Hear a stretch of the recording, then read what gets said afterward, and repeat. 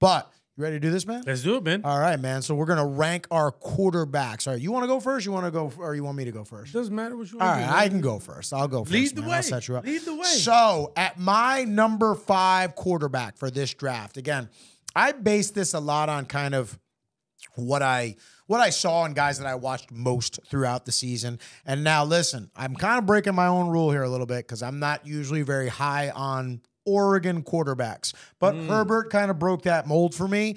And watching Bo Nix play this year, the one thing I could say is in the right system, good coach, okay, and a well-balanced system, that guy, the one thing that guy is going to do is he will do exactly what he is coached up to do. He will run an offense to perfection.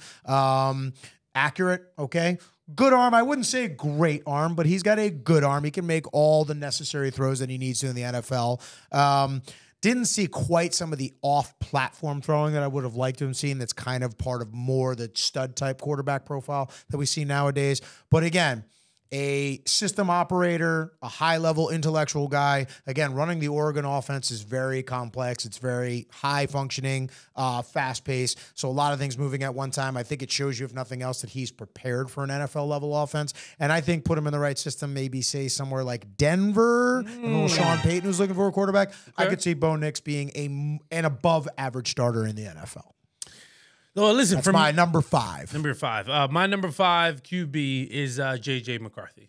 Right? Okay. He is flying up the charts right now. Everyone is in love with him. He was honorable mention for me. Right. He was honorable mention. Oh, he didn't even make your list. Number 6. Number 6. I consider 6 honorable mention. All right, so we flipped there. Bo Nix is my number 6. You're 6, okay. Listen, J.J. McCarthy played at Michigan, right? If I'm not mistaken, he only lost about 1 or 2 games in his career. Okay. Now, they didn't ask him to do too much, but he played on the big stage. He played against Ohio State, right? He played against Penn State. And so the fact that he was in these big-time games, played for an NFL coach, played in an NFL-style offense. I like it. I like it. Is why I'm very high. Didn't throw a ton. J.J. McCarthy. Now, that's why he's my number 5. Fair. If he threw the ball more, he would probably be my number 2 quarterback. Number 2? Right? If he threw the ball more. Reason why I say that is when you play on... For the record, I like him. Yeah, 100%, right? And here's what I say. He has the size, right? He has the hands, right, for a quarterback. Can make NFL throws, too. Dude's accurate. NFL throw, NFL offense, right? Big time games, right? He showed me a lot against Alabama, right? In that playoff game, right? And saw some nice things in the Ohio State game too.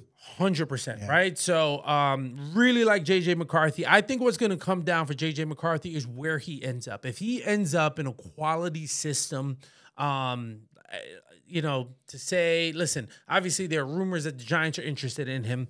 Do I like him at the 6th overall pick? No, absolutely not. But if he went 12 to Denver, right, I think that'd be a great pickup. If he went 7 to the Falcons, right, I think that's a great pickup. So those are the 2 landing spots that I think he would have the opportunity to succeed. 1 with Denver, super smart coach in Sean Payton. 2 in the Falcons, ton of weapons, right? Now, if the Giants trade back and end up with a J.J. McCarthy, then I love the pick. Okay. But if they stay at 6, and then I hate it. Yeah. I hate it. Okay. So we'll do a little back and forth here. We're going to go you now. Number 4. Number 4. All right, let's do it. Number 4 quarterback. All right, now my number 4 guy, right, is Penix, right? Penix is my number 4 guy based on production. Interesting. Now I get it. If he did not have the multiple knee injuries, right, he would probably be a top 3 guy on my list. It'd be him and JJ would fight for number 2 because the weapons. His release. Sure. He down the field. Washington. Can I tell you right now? There's not a better down the field thrower than Michael Penix in this draft. Agreed. Yeah. Right. And so what he did with Odunze, right, and here's the thing. He had Odunze, but his offensive weapons weren't wow, absolutely amazing, right? On the LSU team, LSU and Jaden Daniels played with a ton of big time weapons, right? Mm-hmm. So if Penix, right, had those weapons, what would he have done? Now, I get it. The injury really scares you, and now on the NFL level, you got to think about that medical. But Penix Jr., my fourth best quarterback. So it's interesting. I'm going to see maybe if we possibly flip-flop players here, because at my number 4, I have Jaden Daniels, quarterback from LSU. And I'll tell you why tell you why I have him there, okay? Watching the tape, right away, the athleticism jumps off the screen. You can see that. The guy can scramble, okay? He can run extremely fast and got a heck of an arm, too. I mean, it looks like he just flicks it and the ball just goes down the field. Played with a lot of talent, okay? So that's the one thing. Like, if he ends up in a situation maybe where the receivers aren't quite as good as what he's used to, having 2 arguably top 15 receivers going in this draft, that could be a little bit of a struggle for him. My number 2, slightly skinny from what I'm seeing just on tape. Now, again, he can bulk up and put that on with time, but it does worry me a little bit as a guy who looks like he is going to run, and he probably could run a lot more in the NFL. That frame does worry me, especially if he's in the wrong situation. Right? Team with like a, not as great of an offensive line. And then the final part, honestly, is just when I watch him, a lot of times the highlights, he's just throwing to a wide open receiver. Okay. Like Neighbors, there's some people that are arguing he might be the best receiver in the draft. Even if he's not, he's number 2. You could just see though, the guy got so much separation, is wide open. And then if he wasn't open, they had Brian Thomas Jr. over on the other side that was also getting open. So the benefit of playing with 2 very highly skilled and versatile weapons, combined with a very good offensive coach in Brian Kelly, those are the only things. But if I were doing this on an upside trajectory, like the potential, he would have easily been my number 3. It's going to be more so the reason that I have at number 3 is just I've seen a little bit more as a pure pocket passer and thrower that makes me think that he's more ready right now to succeed at the next level. So what team do you think he'd fit well with? Jaden Daniels?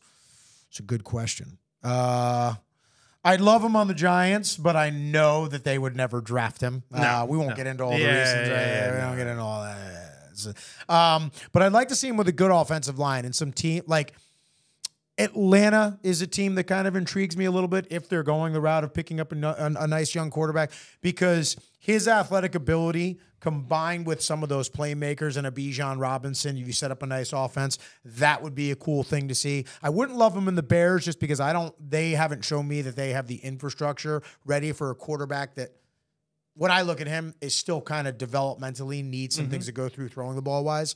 I don't think they have the protection necessary, but the Falcons would be one. I'm just trying to think of other teams that might need quarterbacks too as well.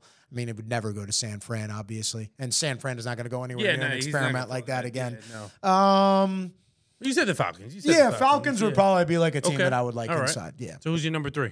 My number 3 coming back to me. I talked about this guy all season. You already know who I'm going to say. It is one Michael Penix Jr. Now, here's what I say about him. Him and Jaden Daniels was really close to me because on a potential or upside, if Jaden Daniels reaches his ceiling, I think it's higher than that of what Penix can reach, simply because of the athleticism and the overall scrambling ability. Now, Penix has shown that he can run when he has to, but it's definitely not the first or strength of his game. The strength of his game is sitting in that pocket, climbing and reading defenses, and he is the best deep ball thrower in this draft right now. You made a great point, too, as well. He had Rome, but outside of Rome, it wasn't like they had any killers overall in that offense. Playing in the Pac-12, one of the most offensively elite conferences in the NFL, in college football, and he was able to go and win and dominate inside of that conference. Beat Oregon 2 times, was able to outscore them, too, as well. And even in the game against Michigan and Texas. Now, I know the Michigan game was tough. A lot of people sat there and go, that's why he's not going to make it in the NFL. And I go, his offensive line didn't show up. Hold on a second. I said his offensive line had a little bit of struggle, and they just played probably the best defense in college football in Michigan. I'm not going to hold that against him. There were a couple throws that he has a little bit more time. That's why when I talk about Penix, it's so situationally dependent for me.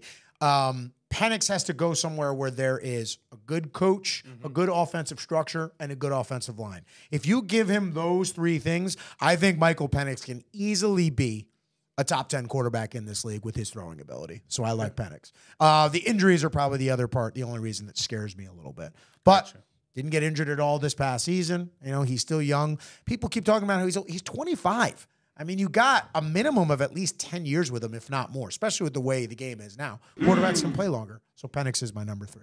All right. Well, listen, I didn't bring this up But I would say Penix, if he can end up on the Dolphins, right? I said that. I said that the last time we were talking. talking. What the last show? The other one that I would throw into that mix is the Steelers, right? It's not a bad one either. He's not necessarily has the physical stature right now. Yeah. But what are the Steelers lacking, right? Good down the field quarterback play, right? And Big Ben was able to do that. Get that man Pickens the ball. So if all of a sudden you bring him in, he sits a year behind, Kenny Pickett, right?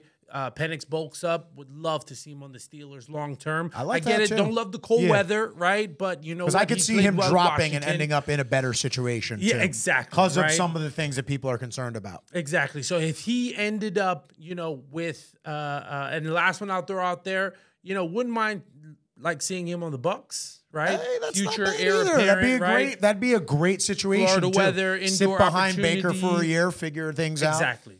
You brought up 2 pretty good teams. So now, my number 3 guy, Jaden Daniels. Okay. Right? Look at that. We literally switched 3 and 4. That's too great. Listen, reason being is, look, he's got the height. Yes, he's a little slender, but, he throws a great deep ball. He does. He Reminds me a lot of RG3. Very much so. Yeah.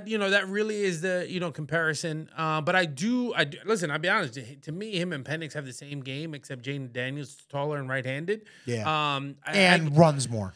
Runs more. Yeah. To me, his body type is a thinner Geno Smith. Okay. Right? Okay. And then his running ability does give me a little RG. Yeah, like when he makes the decision and goes, I mean, you see it. You see it. You see the speed. But again, he did play with, 2 top 10 receivers, right? And so I do ding him for that. Even though he won the Heisman, his production was through the roof. Sure. I think situation doesn't have to matter as well for him. All right, I think he could come in. I think he could play because he's a little bit older. If I'm not mistaken, he's like 24, going on 25 years old. So because of that, he's been in college a little bit longer. Sure. He has the starts underneath his belt, and so I think he'll be able to transition. I think he'll be able to start right away. Like he's a ready to play. He's ready to play. Yep. If you plug him into the commander system, he'll be ready to go. Sure. I think the Patriots, would like him. I don't think they're ready for him, right? I think that would be their pick.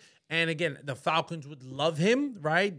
And if he ended up with the Falcons, that's probably the best setup. Too. So I don't know if that's actually the Falcons a really are good ready take. to trade up I like that to number 3. Yeah. But the Falcons would be the best setup for Jaden Daniels. Okay. I like that.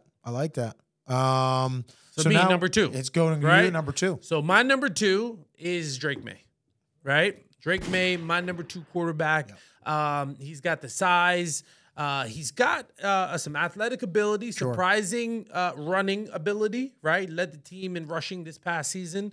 But, if I'm not mistaken, he's like 6'3", 230, 240. 6'4", 240, right? 230, big dude, right? man. It's a big dude. To me, a bigger, what's it called? From the Chargers. You likened him to Herbert. To Herbert, right? Not quite Josh Allen, which everyone is comping him to. Sure. My concern with Drake Maye is that he is a little inconsistent sometimes, right? Mm-hmm. He doesn't make the easy throws, right? But he can make all the hard ones. Maybe a year growing pains. And so that's the hardest part for a quarterback to learn. Take the easy throws. But here's the thing, right? To now again, it's easily fixable, right? Sure. So that's why I like it, right? You get him in the right system, right? It'll be epic. Honestly, so much of these guys based on coaching. 100%. If he ended up with Sean Payton, like to me, that would be the perfect matchup for them, right? And who he'd be looking for. Now, again, he doesn't necessarily always play on schedule, but I think that'd be a perfect matchup. The other matchup that I think he would go well with, I wouldn't mind seeing him in New York, right? But I don't think we have the offensive weapons to support him. If he fell, I would like it because he could sit by Daniel Jones. He could learn the system. Sure. And his weapons weren't all elite, but yet he put up some big numbers. We know if the Giants are taking a quarterback, that's who they're taking. So your number 2 is Drake Maye? Drake Maye.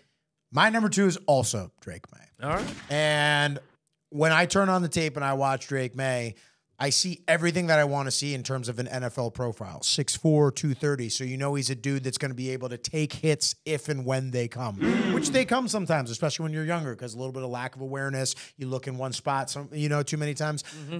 that matters at the quarterback position. Like your ability to be tough and durable and take some hits, especially early on in your career, I think that matters. I don't think there's a throw that he can't make right now. I'll be honest with you. The only reason that I didn't put him number one, okay, is because I didn't see enough of his game and the level of competition that he played for. Now, I'm not sitting here, played against, I should say. I'm not sitting here trying to say that the ACC is not a good conference. Obviously, the ACC turns out a ton of NFL players year in, year out through the conference. I mean, you have Miami, you have FSU. I mean, those teams got ballers, okay? But relative to the college football landscape, the ACC is not the strongest conference. But just how I kind of hold that maybe somewhat against him and don't put him at the number one spot, because he didn't play against the best competition.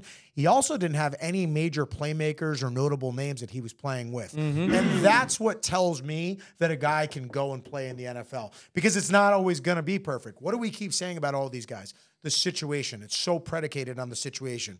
This is a guy that was in anything but the ideal situation, didn't have the ideal weapons around him, and he still obviously is he's still in a position where some people are arguing he's the first best quarterback in the draft too as well. So for him to do that, okay, and for him to have limited weapons and resources around him tells me that he's already set up for the NFL, because if he goes into the worst case situation, how much different is that from what he was kind of already playing with in college? Yeah. Not saying North Carolina's bad either, by the way. But listen, he's a smart kid, yes, right? So he'll be able to read defenses. He'll be able to set offensive size, measurables, right? can like move I said, like he you just said. needs to get in the rhythm. Yes. And so, look, clearly Caleb Williams is both of our number ones, right? Yep. And so with Caleb, right, there's still a ton of potential, and we've seen that potential come to fruition 100%. in college football, right? Now, they didn't finish it, right? They didn't win the national championship.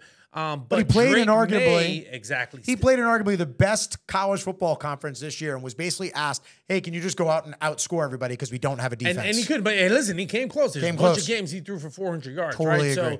So, but ultimately, we're talking about potential, right? And Drake May has potential, has that upside. I agree. You can still see more upside with Caleb, and that's why, to me, they're the top two. I would love to see Caleb Williams in Washington with the Commanders. I think that'd be the perfect setup. I think we're saying every team but the Bears. You know, listen. I feel bad for them. Listen, the Bears really should just trade back and literally listen, they could even just trade down one with Washington. I think they're going to take best him, pick. though. Yeah, they're going to take, because they end up can't taking afford to miss on another top quarterback. You can't. But again, especially after the Watson trade. If you were to just trade back one spot and you ended up with Jaden Daniels, right? If I'm them, that's not a terror. Either one, Drake May or Jaden Daniels, I don't think that's a bad setup. If I was keeping Justin Fields, then I would draft Drake May and then transition him in that system. Okay. Right, that's what I would do. But again, yes, they're going to draft because they can't afford to make that mistake. Yeah. But again, where do I think his perfect fit would be? Caleb's perfect fit would be in Washington. Yeah. So Caleb, I think Caleb, the thing that makes Caleb number one over all these guys is we've already seen him succeed under less than perfect circumstances, and he shows the most overall athleticism and transitional play to what we're seeing in quarterbacks today in the NFL. Agreed.